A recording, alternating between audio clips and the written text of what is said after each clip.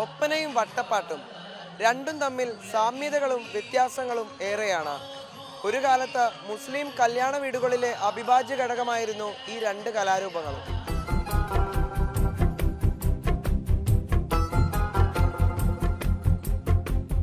പാട്ടിന്റെ കാര്യത്തിൽ, ചുവടുകളുടെ കാര്യത്തിൽ, എന്തിന് കൈയടിക്കുന്ന രീതിയിൽ പോലും ഏറെ വ്യത്യസ്തതകളുണ്ട് ഇരു കലാരൂപങ്ങളും തമ്മിൽ. ഒപ്പനയിൽ നടന്നും ഓടിയും ചുവടുവെക്കുമ്പോൾ ചാഞ്ഞും ചെരിഞ്ഞുമുള്ള ചലനങ്ങൾ മാത്രമാണ് വട്ടപ്പാട്ടിൽ. മുഖഭാവത്തിനും ചലനങ്ങൾക്കും പ്രാധാന്യമേറെയാണ്.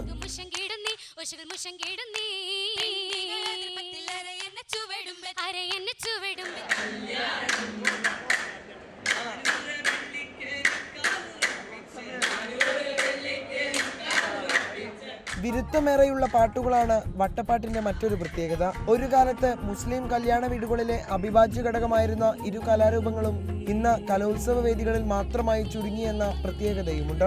Nikhil Pramesh, team reporter, Kannur.